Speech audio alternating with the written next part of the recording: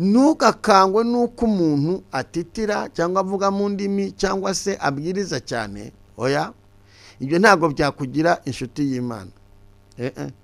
Imyitwarire yawe ubu ngubu iyo urebye usanga ibintu by'Imana abantu barabihaze, abandi barabyanze, kandi abatumye babyanga ntabwo ari abanywi b'inzoga, abatumye babyanga ntabwo ari indaya. Oya, abatumye babyanga nabiyita abakozi b'Imana cyangwa se abiyita abana b'Imana ariko batarabaye inshuti y'Imana. Ni abantu bakuriye mu rusengero, bamenya Bibiliya, bamenya kuvuga, ariko ntibaba inshuti y'Imana. Binjira mu madirisha, ntawo ntunze urutoki, ariko nawe nukora ubushakashatsi uzabona abantu binjira mu madirisha bavuga Imana mu kanwa, ariko mu gitondo ntibatinya kurwanira kuri kamera, ntibatinya gutukanira kuri kamera, ntibatinya gusebanya kuri kamera, kandi mu ndi mwanya ukamubona ari ku gatuti arimo aravuga. Tubwizanye ukuri, ushyire muri comment wandike, uyu muntu utinyutse gutukanira kuri kamera, mumbwize ukuri namwe. Ahantu abantu batari atukane bingana gute? Ahantu uzamenyera umuntu w'inshuti y'Imana agira imyitwarire itandukanye n'iy'abandi. Iyo ufite urukundo urindira mugenzi wawe umutekano mu rwego nk'agakiza no mu buzima busanzwe. Iyo ufite urukundo uhishira itorero, ndoko itorero ntago rivuga nabi. Cyeje nangara ari ibintu hari unemera pe umuntu agahaguruka ngo ubuyobozi buriho ngo bw'itorero ngo nibwashizweho n'Imana. Bibiri ivuga iki? Bibiri avuga ngo ubuyobozi bwose bwagiyeho buba bwashizweho n'Imana. Uburyo bwose bugiyeho Imana ibibizi. Kuba mu byo gusenga byatuma inshuti y'Imana, kwirinda ibyaha byatuma inshuti y'Imana, gufata umwanya ugasenga byatuma inshuti y'Imana, kugira imbabazi byatuma inshuti y'Imana, kugira umutima w'urukundo byatuma inshuti y'Imana, kwirinda amakiku ukava mu byaha ukegera Imana byatuma inshuti y'Imana, gukora ibyiza byatuma inshuti y'Imana. Inshuti yanjye ndagira nkubwire, twongeye kubaha ikaze inshuti abadukurikiye, abari mu gihugu cyacu, abari ku migabane itandukanye y'isi, tubahaye ikaze. Amazina yanjye ni Harerimana Weraresi, murabizi ko tubakunda kandi ndazi neza ko n'Imana ibakunda, kuko impamvu Imana ibakunda nuko muriho muhumeka, kuba utapfuye nta kiguzi watanze kuba utapfuye, ahubwo ni umugambi w'Imana ku buzima bwawe. Umugambi w'Imana rero watumye ukubeshejeho, wabyutse biremera, ubishimira Imana kuko Imana yagize neza. Ikiganiro ni inzira y'umukiranutsi, murabizi neza ko dufite ikiganiro tuba ku nzira y'umukiranutsi. Inzira ni nyinshi ko nababwiye, inzira ni nyinshi kandi nta muntu n'umwe ugira icyo agiraho atakoze inzira, atagenze. Nta muntu n'umwe ugiye kubyara aba yagiye, aba yakoze urugendo. Buri muntu wese ugiye mu kazi aba yakoze urugendo. Noneho rero dufite n'urugendo twese duhuriyeho nk'abantu Imana yaremye, urugendo rwitwa ko kujya mu ijuru. Byanga byakunda turajya ahantu bita mu ijuru, nta n'umuntu n'umuhazi, nta n'uwari wajyayo, ariko nuko tuzi neza ko tuzava muri iyi si tukimuka tukajya ahandi. Hanyuma rero muri ubu buzima turimo hari amakuru namenye, nawe wagiye umenya gukiranuka ko ari inyungu, gukiranuka ari byiza ku muntu.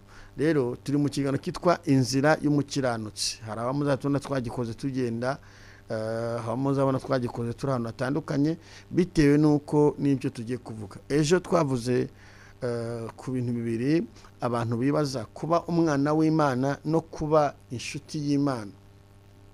Kuba umwana w'Imana, twasanze abantu benshi, abantu bose Imana yaremye ni abana b'Imana. ariko nanone tuza kuba ese kuba inshuti y'Imana bisaba iki? Twagerageza kwivuga, twavuze kuba inshuti y'Imana tubivugaho kandi turafashwa. Ndashimira abantu mwadukurikiranye, ndashimira abantu mwakoze comment, abantu mwatwandikiye kuri WhatsApp, abantu mwaduhamagaye. Imana ibamugisha, ndetse n'abantu babonye link yacu ari ubwa mbere bagakora subscribe, ukawiyemeje kuba muri 2023 nawe ukifatanya natwe. Imana igumugisha, ndetse n'abantu batumira abandi Imana ibamugisha, ndetse mwese basamugisha, kandi nzi neza ko Imana izaba n'undi mwarabonye, ariko nanjye ndabasabiye gufata umwanya mukadukurikira. Rero Imana ibamugisha, iyo mudukurikiye bitwereka yuko ibyo turi gukora ari byiza. Iyo mutwandikiye muri comment bitwereka ko ibyo turi muri gukora ari byiza. Hanyuma ejo twabagiyemo umwenda turi kuvuga ngo niki wakora ngo ube inshuti y'Imana. Murabizi ko nashoje ndi kubabwira ngo tuzagaruka tubabwira niki wakora ngo ube inshuti y'Imana.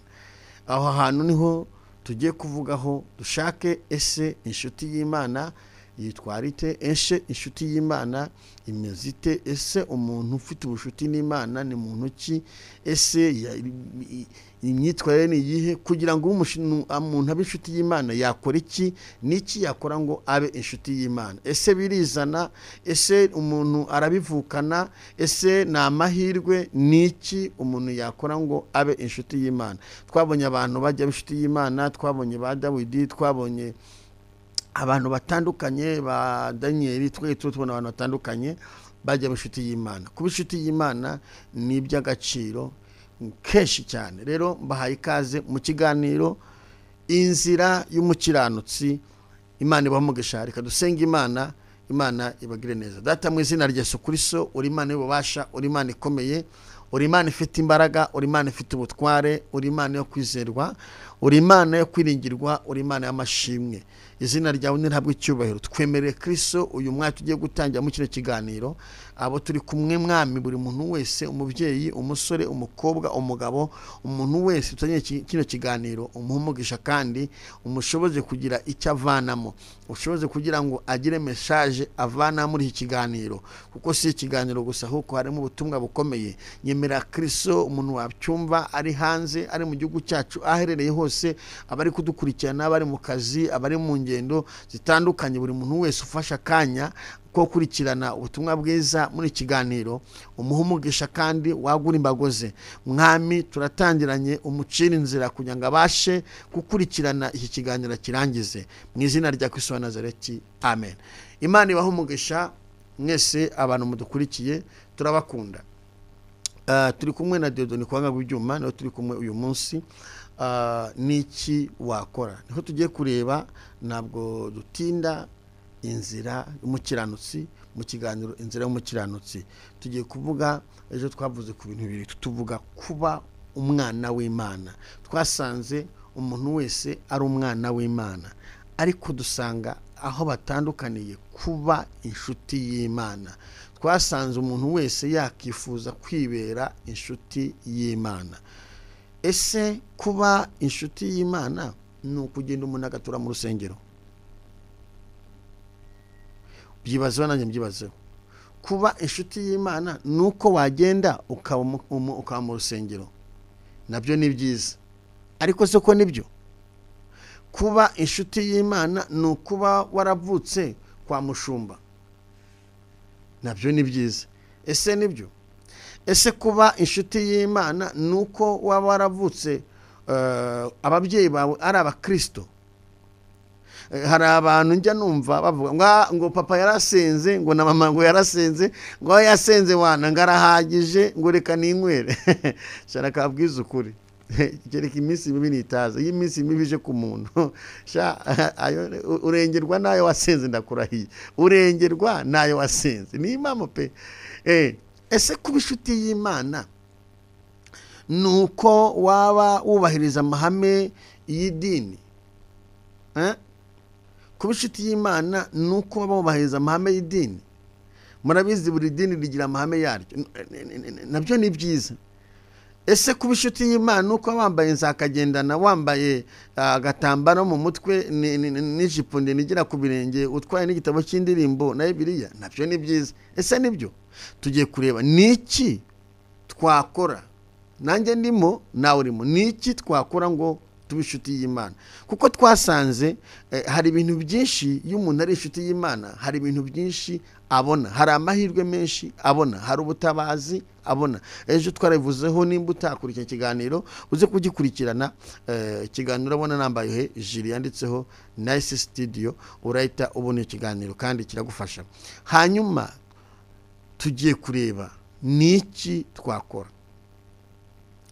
Ubundi umuntu wabaye inshuti y'Imana icyambere agira imigendere, imyitwarire mu Kinyarwanda cyumvikana, agira imyitwarire itandukanye n'iy'abandi.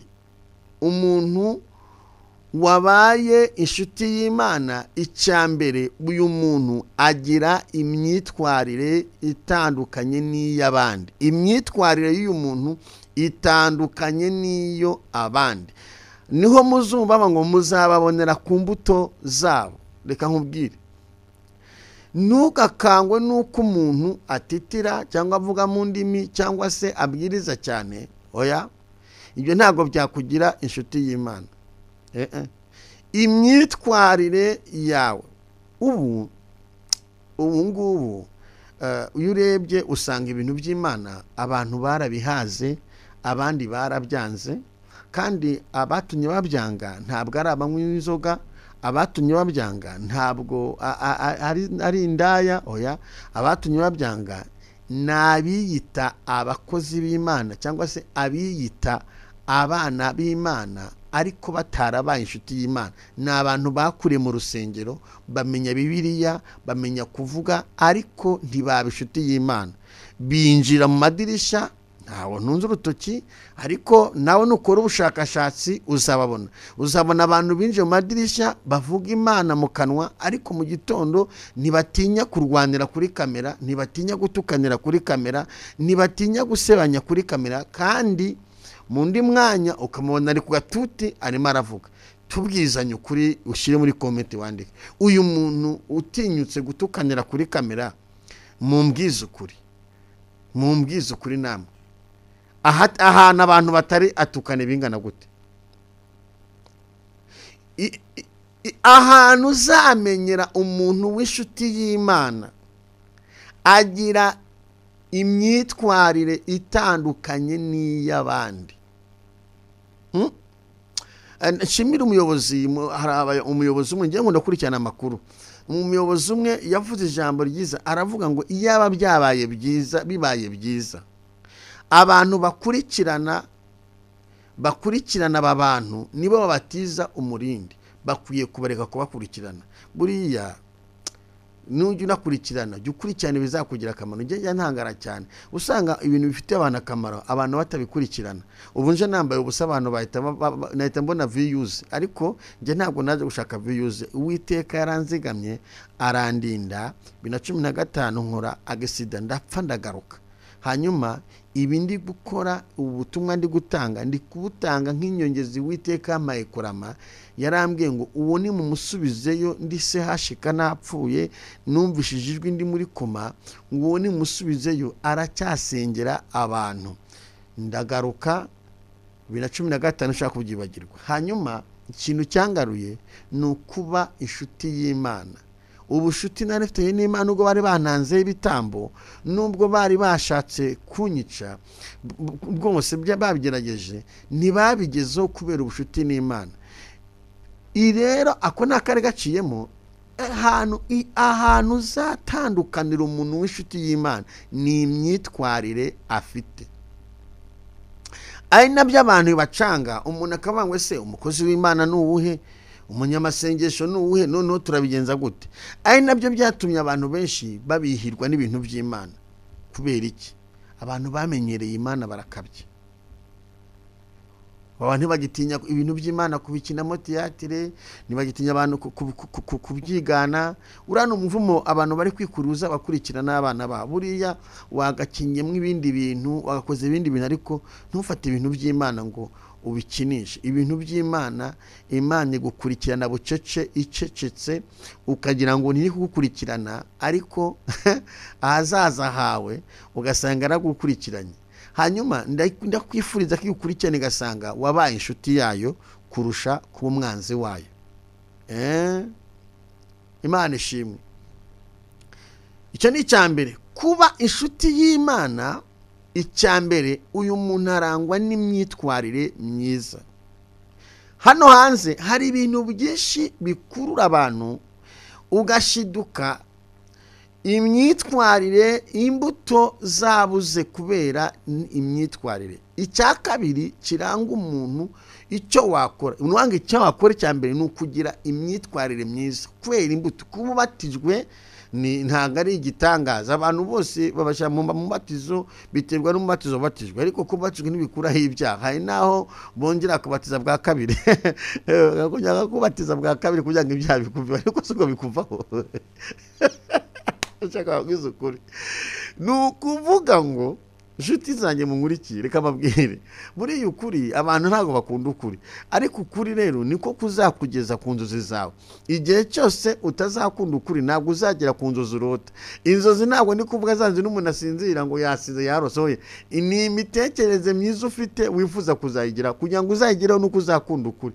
Rero igihe cyose uzakurikirana ibintu bitagufitiye umumaro, shana ahantu uzagera kabisa, kuko uwo wisunze uzasa nawe tu. Ibintu wisunga nimba ari bibi ewana bizakwangiriza ubuzima. Ikiganiro ni inzira y'umukiranutsi. Turi kureba n'iki umuntu yakora ngo abe inshuti y'Imana. Icyambere dusanze ari ukugira imyitwarire myiza. Ubundi iyo umuntu akijijwe, icyambere nimba yagendanaga n'abanywa urumogi atandukana nabo. Iyo munahuye baba mwara umugero babwira ngo ubu narahindutse, nabo ubwabo ntibongera kukwita umunywara umugi, bakwita pasiteri. Rihita riguhama. Iyo wagenderaga mu kigare ufite gurupe y'abasinzi n'abasambanyi n'ibitabi, utandukana nabo, ugira imyitwarire itandukanye n'iyabo. Iyo muhuye mwicaye no gupanga ku by'akazi n'iki, baravuga ngo bana ngo muvuge bikeya ngo muri turi kumwe na pasiteri. Wumve ni ukuvuga ngo watangiye gutera intambwe iyo kuba inshuti y'Imana. Kuba inshuti y'Imana mu Kinyarwanda cyumvikana ni ukwigomwa ibyari bigufitiye inyungu, ibyaho ukabireka. Abantu umuntu wambwiye ngo mukozi Imana urumva ngo ibintu uvuga ngo ni byiza ngo ariko ngo birakomeye ngo kubireka, ngo n'abana bari hano hanze ngo bana ngo nzakizwa ngo maze gukubita ngo 45 ngo maze kurya abana. Ndavuga ariko se koko ubwo se ndamubaza none se uzi urupfu ruzaza ryari? None se ubwo Imana ivuze kizwa ubu ngubu, ndavuga none se ubwo uzakizwa unakorera Imana. Icyo gihe urimo wijya mu busaza wakoreye Imana ngo hano hanze hararyoshye. Nibyo hari umuringe, hari umuntu waririmbye ngo isi iraryoshye niko banimbye, ariko irakuryohera ejo ikaguhekenya. Isi irakuryohera ejo mu gitondo ikaguhekenya, sibyo Diodo? Isi iryohera umuntu byanyirika ikanamuhekenya. Ni ukuvuga ngo rero ugomba kuba umuntu ukora imirimo myiza. Icya kabiri, kugira ngo ube inshuti y'Imana ugomba kuba uri umuntu wirinda, ufite ukwirinda. Kwirinda ku gato no ku kanini. Kurinda iki? Kurinda ibigusohokamo, kurinda ibyo uvuga, kurinda ukirinda ubuzima bwawe, ukirinda. Rimwe na rimwe wabona ko ibyo kujyamo nta mumaro bifite, ukanabikwepa ntubibonekemo kuko utarabasha kubyirinda. icyo ngicyo kiguhesha kuba inshuti y'Imana. Icya gatatu gituma umuntu aba inshuti y'Imana, ikindi cya gatatu gituma umuntu aba inshuti y'Imana, ntabwo ari gupfa kuba mbyuka mu gitondo ngo ndiyeho ni inshuti y'Imana. Waba umwana w'Imana ariko kuba inshuti y'Imana hari ibyo wuzuza. Icya gatatu, ugomba kuba uri umuntu udacogora mu gushaka Imana. Hari abantu benshi bacogoye, impamvu mubona itorero rigeze habi, gusa namwe nimubibona koko nimubibona itorero risigaye riramirwa na leta. Ubundi itorero niryo ryaramiraga leta kera, ariko uyu munsi itorero riramirwa na leta. Leta niriramira, nirishira ku murongo, bivuze ngo igisigaye no kujya inana risengera. Ni ibintu bikomeye kuba inshuti y'Imana. Icyo ni cya gatatu gikomeye, kudacogora, kwirinda gucogora. Abantu benshi baracogoye. Iyo ucogoye ntabwo uba uri inshuti y'Imana. Kuba inshuti y'Imana ni ukudacogora. Hari umuririmbyi warimye ngo umunsi mwiza nibuka n'uwo nakwemereyemo. Ni ukuvuga ngo ni ukudacogora, guhora uzirikana umuhamagaro wawe, guhora uzirikana ahantu Imana yagukuye, guhora uzirikana ubuzima Imana yakuvanyemo, biguhesha kuba inshuti y'Imana. Imana igushyira ku rutonde kubera yuko nyine nawe urabyumva wabaye inshuti y'Imana. Nese ufite n'umuntu muri inshuti ntumusige. Abantu benshi iyo habayeho ibintu bikomeye basiga abandi. Iyo umuntu muri inshuti ntumusige, wese yakwibagirwa. Hanyuma kuba inshuti y'Imana ni ukudacogora. Muri bino bihe rero abantu benshi baracogoye. Baringi baracogoye, bashumba baracogoye, abakozi Imana baracogoye, abandi babisohotsemo, ibyo bakoraga barabiretse, bagiye mu zindi nshingano. Mbese abantu baracogoye, abantu basigaye barakabona Imana yatinze kuza, Imana yatinze kuvuga. Mbese bafite ubushobozi batanga komande yo kujyaga impanda ivuge vuba. Gucogora. Iyo uri inshuti y'Imana ntabwo ucogora. Uzi impamvu udacogora? Uko iminsi igenda ishira, umukunzi wawe mugenda muganira, akantu kumve neza. Uko iminsi igenda ishira, iyo utacogoye, umukunzi wawe mugenda muganira, kandi urukundo ntabwo rugenda rucuya, aho ku rukundo rugenda ruzamuka kuzageza igihe muzakora mariage. Ubu hari igihe tuzakora mariage n'Imana. Tukimuka muri iyi si tugajya iwacu mu ijuru. Hari umunsi mariage zabo. Rero icyo ni ikintu gikomeye, kwirinda kudacogora. Biguhesha kuba inshuti y'Imana. Icya kane kiguhesha kuba inshuti y'Imana, icya kane ni umutima w'urukundo. Ukunda abantu b'Imana. Gukunda bitandukanye no gufana. Umuntu wese witwa ko ari umukristo ushaka kubaka ubushuti n'Imana, icya kane agomba kuba ari umukunzi, agomba kuba akunda Imana. Bibiliya ivuga ngo iki? Bibiliya ngo kuko Imana yakunze abari mu isi cyane, byatumye itanga umwana wayo, imutanga umwana wayo w'ikinege, iramutanga. Murumva urukundo? Ni ukuvuga ngo icyo wakora ngo ube inshuti y'Imana ni uko uharanira kugira umutima w'urukundo. Noneho kuko uri mu isi utari mu ijuru, ugomba gukunda urukundo rumeze gutya. Icya mbere, gukunda igihugu, kuko Imana uzayikorera uri mu gihugu. Igihugu cyose urimo ugomba kugikunda, nucyanga ntabwo uzaba uri umukunzi w'Imana. Kabiri, ugomba kubaho iyo ukunze igihugu ni ukubahana gahunda za leta byose ukabyubaha. Nababwiye ejo bundi abantu umuntu nawe ngo nabyuke tujye mu muganda arambwira ngo ndiryamiye, urumva arabyihora. Uri umukristo tujya mu muganda ngo nese wari uzi ko icyo nacyo ari icyaha? Ngo icyo cyaba cyaturira he? Nicyo ni icyaha pastor atazakubaza ariko Imana izakubaza kuko ntiwumviye. Arambwira ngo kubyo bintu bikaze, ndamwabyuka tujye mu muganda. Ako nakari gaciyemo.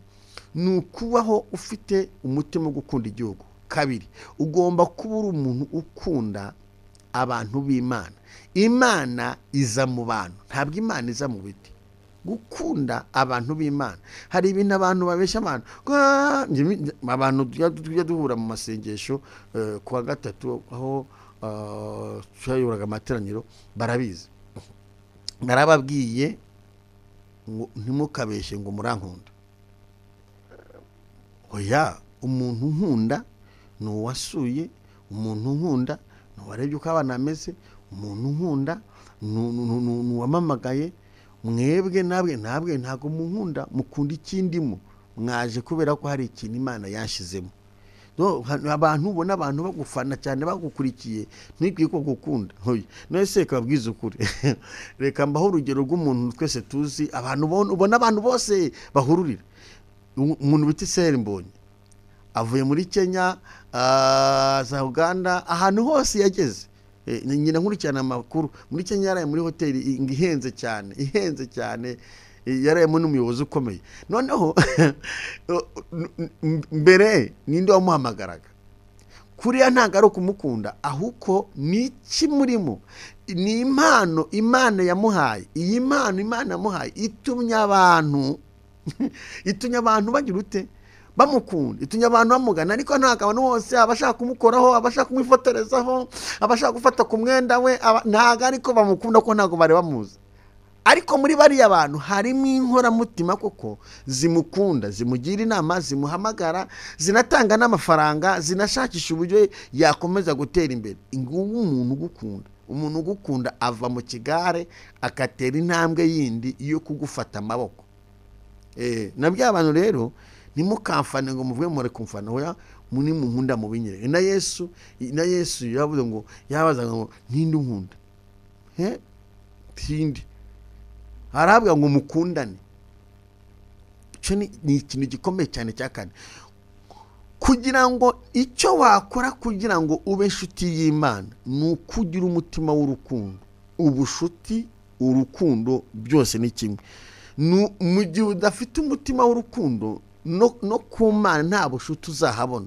Ariko nubasha kugira umutima w'urukundo n'ubushuti ku Mana uzabona. Kandi nkubwire impamvu ukwiye gushaka ubushuti ku Mana. Amaserivisi yose utakenera uzayakenera mu Imana. Ukiri hano mu isi ujya kubyara kavuga ati Mana yanjye we, Mana ya Israheli, Mana yanjye, Mana we, Mana we, Mana. Ukavuga ati Mana untabare, nzajya muri kiliziya, nzakuramburira amaboko. Uwo munsi ukayereka ko uyikunda, ikakureba, uyu muntu twahuriye bahu kubera ka Imana nyine ari uko banza twubatse ubushuti, ikakurengera. Ujya gukorera perime ati Mana uzamfashe perime nyibone, ati Uwiteka wenda kwinginze. Impamvu idutera kubaka ubushuti n'Imana nuko nta serivisi nimwe umwana w'umuntu ageraho atabonye ubuterankunga buva ku Mana. Niyo mpamvu umuntu wese akwiye kubaka ubushuti n'Imana, ukagira umutima w'urukundo. Upanga ubukwe kurambagiza kugira ngo ubone fiance, narambagije urasenga Mwami nkeneye umukobwa mwiza utazatandukana, utazankubite. Uyu munsi hari abantu bashaka kura mariage umugore akakurambikaho ikiboko, tujya tubumva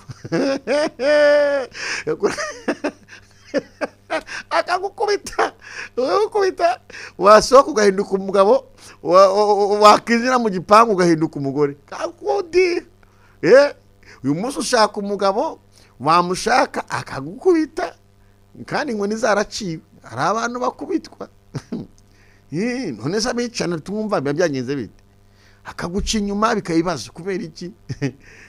hanyuma rero niyo mpamvu uzajya kumva ukuntu uri kurambagiza ugasenga, Mana ngira neza, Mana ndwanirira, Mana fasha, Mana uzaba umugore mwiza, Mana uzaba umugabo mwiza. Nta muntu n'umwe witerura ngo avuge ngo agiye kurambagiza atabanze gushaka serivisi ku Mana. Urashaka serivisi ku Mana urinde, wowe urinde. Uvuye mu itabe ejo bundi, uvuyemo hari umaze kujugunya abana muri toilette nk'abangahe, ngo urashaka ngurashaka ng'Imana. Ibyaha byarakwishe, ntuzi kwihana ibyo ari byo, ngo uhamagaye abahanuzi, uhamagaye abakozi Imana ngo nibakurebere, ngo ugiye kurebesha. Nta bushuti. Intambwe iyo kuba inshuti y'Imana harimo no kureka ibyo byaha. Iyo ukunda Imana nyine hari ibyo wigomwa. Njya ntangara pe, namwe muzabirebe koko, muzabirebe namwe munanga muri bakuru, abantu mumurikiye muri bakuru, kuko mumbwiza ukuri. Uyu muntu uri kubaga Imana ngo Imana imurengere adaheruka gusenga, kandi abantu bari mu isi bakeneye Imana ari benshi, namwe murebe ko rubangana. Buri muntu wese mwari muzi ko 80% nta muntu uryama atiyambaje Imana. Hanyuma Imana kuzagutekerezaho n'ibyo byawe n'ibyo bifuta ufite, izagutekerezaho ryari uba ku bushuti n'Imana. Ikiganiro ni inzira y'umukiranutsi, naho harimwo inzira, na hano harimwo inzira, kuko nuba ku bushuti n'Imana, Imana izagucira inzira, kuko izaba yabonye ko ufitanye ubushuti nayo. Geze ku kane harakomeye, bintu ugomba kubaka. Tugeze ku cyakane, kugira umutima w'urukundo. Umuntu yakunda umuntu arigomwa, umuntu yakunda umuntu arihangana, umuntu yakunda umuntu aramusengera, umuntu yakunda umuntu aramwitangira. Nicyo Yesu yakoze, yaratwitangiye. Umuntu yakunda umuntu, urukundo nyine ntabwo arukunda ari uburyarya, ntabwo ari rwa rundi rusigaye rugezweho, umuntu aguhobera yagira mu bitugu aho utari kumureba akawutongera mu bitugu, mwarekurana ibitugu kumva barabihanyuye. Kandi mwamara kubihanyura, amara kubihanyura agahita ngo we nari ngukumbuye mama we. Ntabwo ari rwa rundi baza kureba umwana wamubyaye. Uyu munsi abantu babyara abantu ugasanga bafite amafaranga, babakoreye akantu umwana umurambikamo kameze nka supanete, kameze ukuntu sizi ukuntu bakita, mwihangane mw'abantu mwe, ariko umwana akabafata puruto bebe. Urakoze cyane, ngo ni puruto bebe da, simeruka kubyara, nge narashaje, bana barakuze. Hanyuma akakarambika mu buriya, ntabwo kari akantu, ntabwo ari ukubera impamvu yo gukunda, ni impamvu yo kugira ngo umwana we agire security. Amushyiramo uje kumuraza akajya murebera hariya, akajya muri ati murebera hariya, se umwana avuze ko muzamurebera hariya. Kubera iki? Azi neza kurukundo, neza ko no mubaje kumureba hari abatifuzaga ko asama, hari abatifuzaga ko abyara, hari abaje kumurangiriza umwana, agahita amushyira muri puruto bebe, ukajya umurebera hariya. Nabwo ijisho ntari mukureho.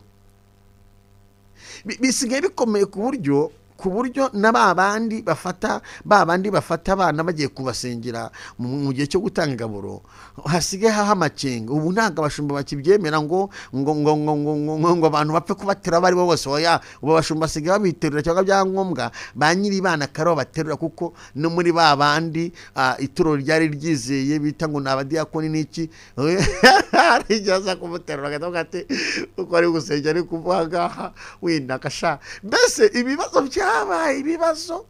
Niyo mpamvu mbona amadini bari kuyafunga, kuko impamvu bayafunga ni nyinshi. Njyewe ndemerana na leta kuyafunga, ariko atari yose. Amadini mabi bayafunge, arimwe amanyanga bayafunge.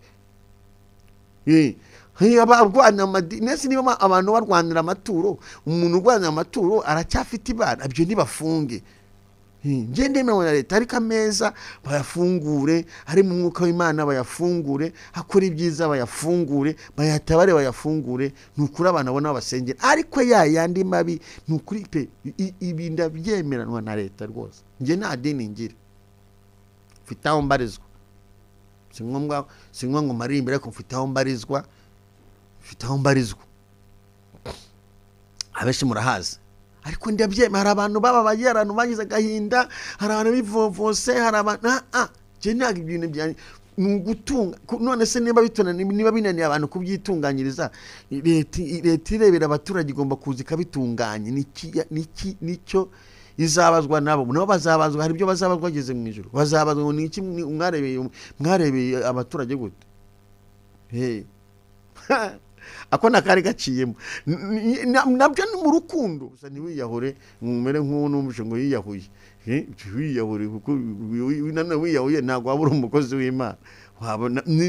Mu bimwe mu byo wabugaragaje yuko utakoreraga Imana harimo kuya ko nta mukozi w'Imana wiyahura. Mu bintu wabugaragarije abantu ko utari umukozi w'Imana, nuko nguko waba wigire nabi, kuko umukozi w'Imana ntabwo Imana ibura uburyo imutunga. Hari itoro rimwe ryahagaritse abapaseri n'abashumba benshi cyane, babakoze Imana baragenda baratuza, baraceceka. Ni impamvu y'Imana babayeho neza, babayeho Imana babeshejeho, babayeho pe. Iyo uri umukozi w'Imana, Imana iragusanasana ikakuramira, ntikuramira irakuramira mu bumana bwayo, irakuramira. None se hari umuntu wavuze ngo Imana igira inzira zirenze imyenge ya supanete. Nta mpamvu no kwigira nabi, ko nta kari gaciyemo. Turi mu kiganiro, ikiganiro cyo kivuze ubundi, ikiganiro gifata inguni n'izindi nkundi n'Imana, kuko haba hari nk'ubutumwa bwinshi mu kiganiro. Ikiganiro nzira mu cyano naho harimo inzira. Hari uwo bahagaritse ku paseri, Imana imuha amaboko amuramira arenze yari afite.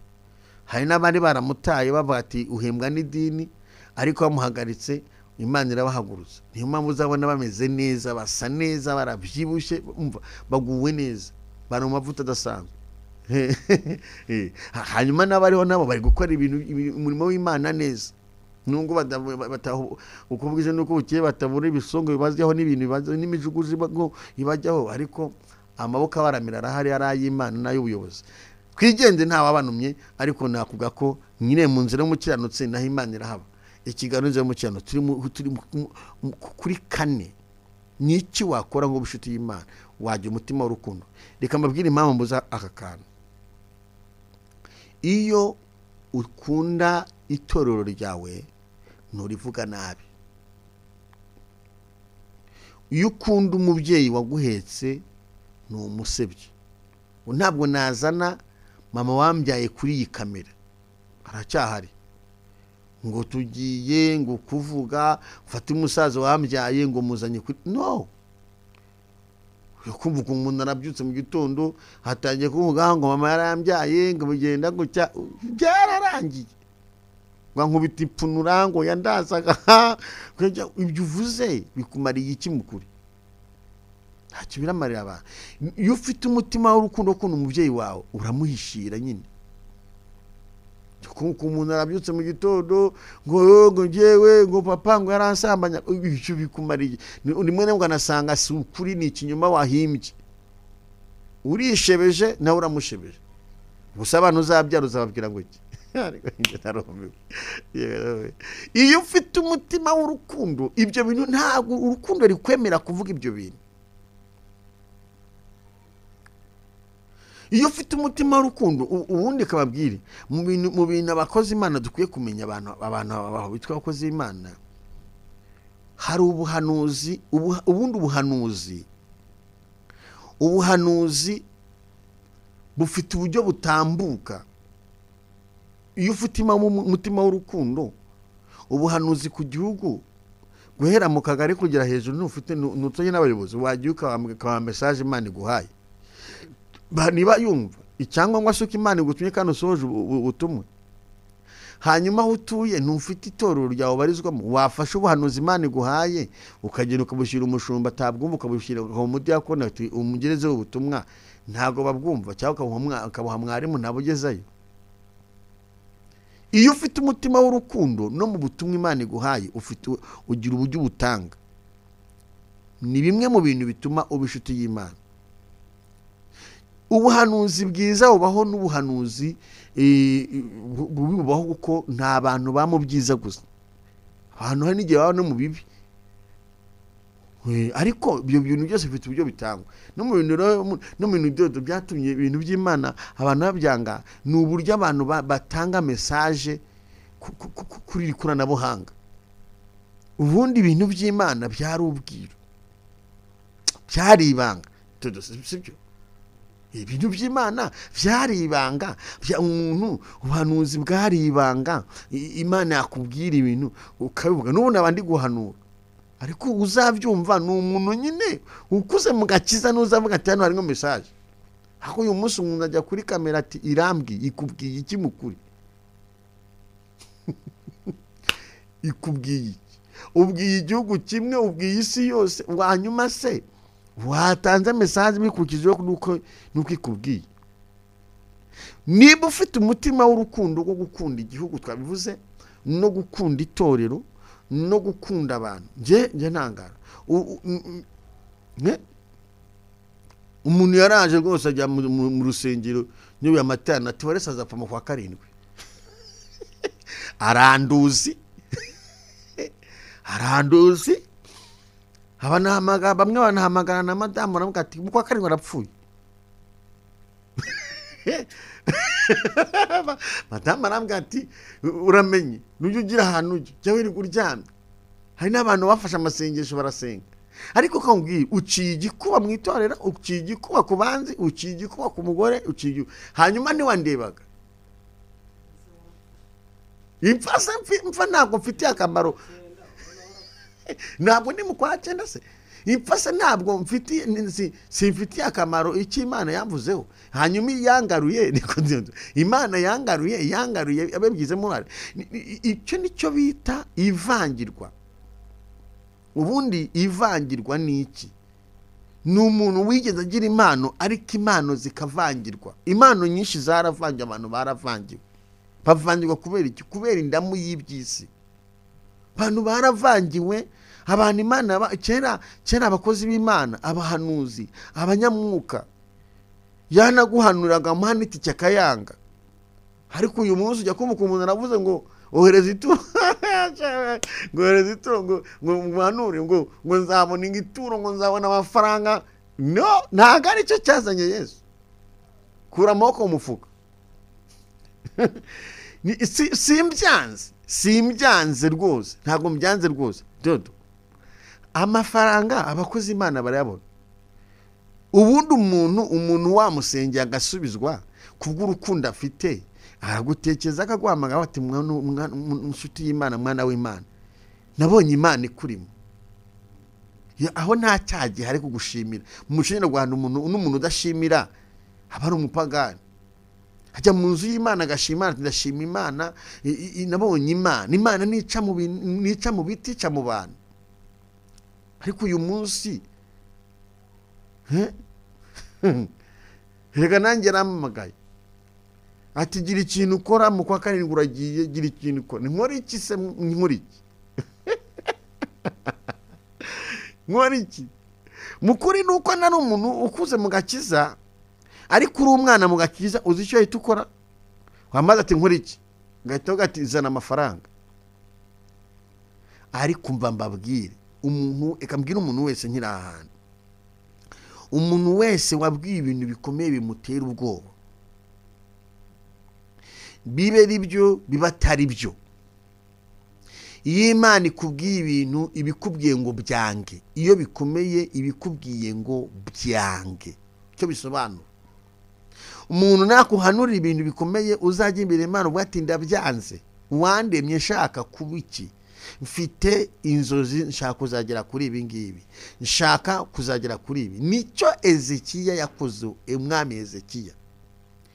Noneho umwami Ezekiya ntago ari n'umuntu, Imana yari itunye umuhanuzi giye n'umubwire ko gupfa ko bije apfuye, ariko yerekeye ivure. Ubuhanuzi bwica mugongo, ubuhanuzi bugutera ubwoba, uzaruhira iwanyu, urapfuye, urabwanga, ukabwanga mu izina rya Yesu. Ibyo ndabyanze, ukabyangira naho ngaho ugatuvuga ati ndabyanze, ni hamwe n'Imana igutumye uyimbwire ko ibyo bintu byanze. Ndabyanze, nimba na Satani panze ndabyanze.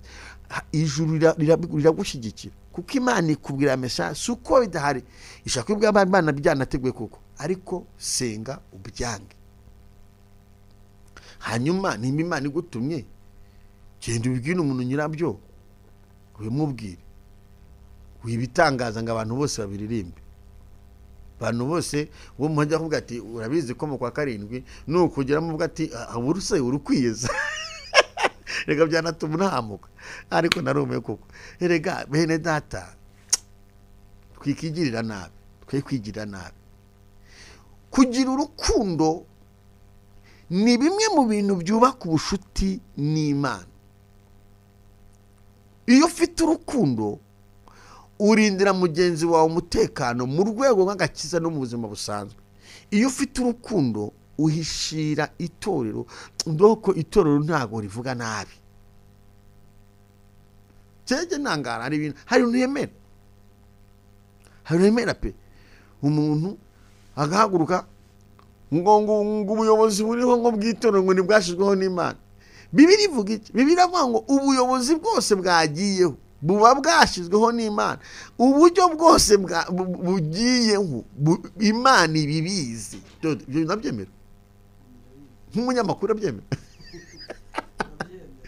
ubuyobozi bwose bugiyeho bujyaho bushizweho n'iki n'Imana Imana ibizi impamvu bugiyeho hanyuma nukwiye kwikonsantra ngo nibwashizweho n'Imana kandi Imana yabyemeye bukajyaho yabyemeye bujyaho no mu makorari na hehe komite batora komite uko umuntu ngo ririri ngo kinini ngo Chicago ngo Tarastamoro ngo pasa nikababwira abantu mujye munatega amatwi mumve nizo nima abantu bari kuvuga ngo kinini ngo Chicago ngo Tarastamoro ngo pastor ngiravuze ivuze iki nta kivuze urapfunyikiye abantu amazi ngo komite ngiriho ngo nawe yashizweho n'Imana kuko Imana yayishizeho kugira ngo yiri byitunganye nubona umuntu Imana imwicaze mu mwanya uwo ari wose ujye umenya ko n'Imana bari kumwe mujye umenya ko n'Imana yabigizemo uruhare uburyo bwose yabonye uwo mwanya wibitindaho Imana yabigizemo uruhare kugira ngo ubone wiye rero wihanura amarangamutima ngo uyite ngo Imana yakubwiye itakubwiye kababwira kandi iyo uhuye n'umuntu uzabigenzure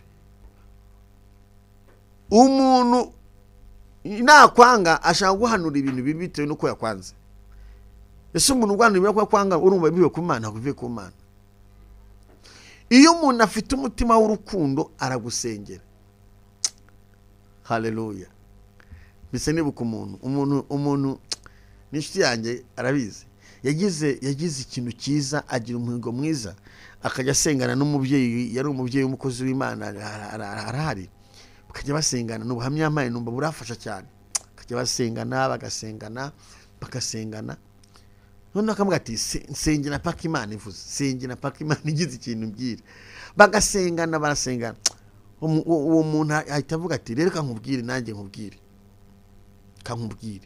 kubera uburyo wasengeye nkabona Imana muri wowe urumva umuntu yasenze ntiyabisabye ubundi uko niko kuba umukozi w'Imana ntiyasenze ntiyabisabye ariko muri yanzira turi mu kigana inzira y'umukiranutsi muri yanzira y'umukiranutsi umva ikintu cyavuyemo umuntu bitewe nuko atangiye kubona Imana muri wa muntu bitewe nuko atangiye kubona muri Imana yahise avuga ngo nanjye uwo mwana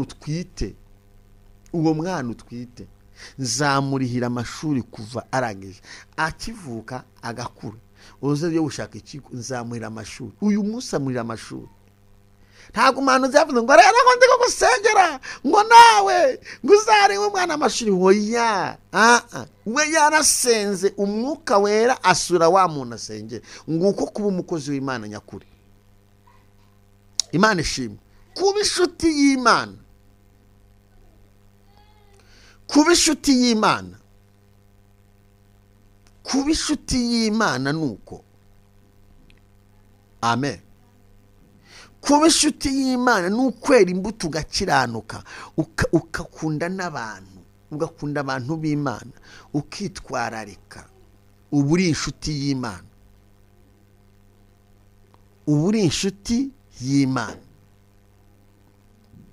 Imana ishimwe. Bakozi b'Imana, bakozi b'Imana, abanyamasengesho, dutekerezeho ni iki twakora ngo tube inshuti y'Imana. Ese uracyari inshuti y'Imana? Kuba inshuti y'Imana ni iki? Nicyo kuba inshuti y'Imana nicyo. Icyo nicyo ugomba gukora. Ugomba kugira umutima w'urukundo, umutima wo gufasha, umutima wo gufasha abarwayi, gufasha abatishoboye, gufasha abakene, gufasha abantu b'Imana. Ugakunda Imana, ugakunda abantu b'Imana, ugakunda igihugu, ugakunda inzu y'Imana, ugakunda abakozi b'Imana, ukagira umutima wo kwihangana, kandi ugasaba Imana ikaguha nyine kwihangana. Kwegera ku musozo uko ushaka kuba birebire, tuzakomeza ikiganiro n'inzira y'umukiranutsi. Icyaka 5, kuba inshuti y'Imana ni ugukunda kuba mu bihe byo gusenga. Hari umuntu uba mu rusengero, akaba mu rusengero ariko ntakunde gusenga.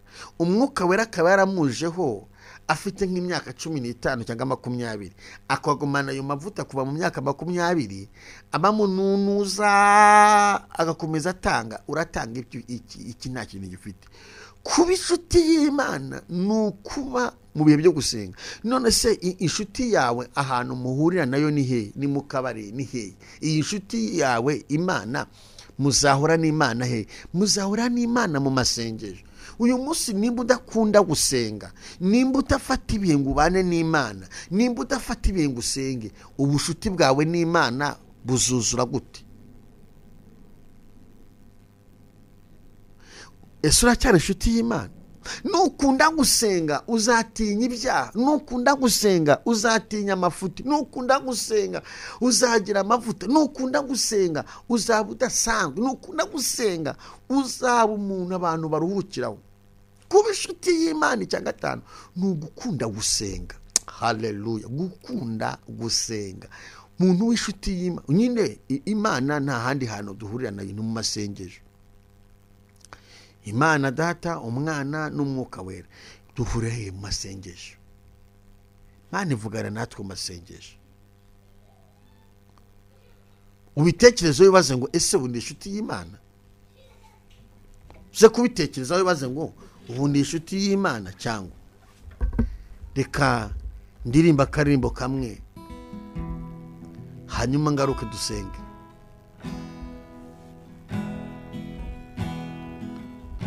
Mugenzi we komera,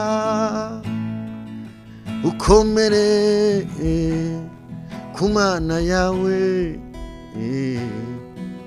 nubwo urucanege ari rwinshi cyane, komeza uyizere. Nubwo urucanege ari rwinshi cyane, komeza uyizere. Oh, nubwo urucanege ari rwinshi cyane, komeza uyizere. Nizakureka,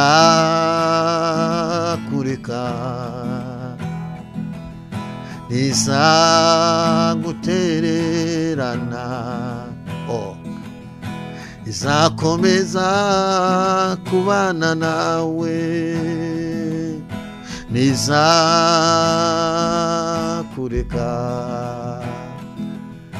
nizagutererana, relashakarabo, izakomeza kubana nawe. Uyizere, oh, uyiringire, relasharabo, uyizere, yo yo yo, uyikoreze imitwaro yawe. Uyizere, relasharabo, uyiringire mama, uyizere, imana yawe izakurengera. Mukobwa uyizere,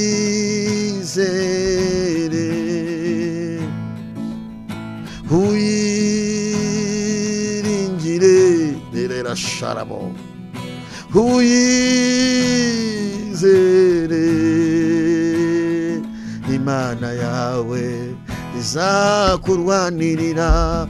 Papa uyizere,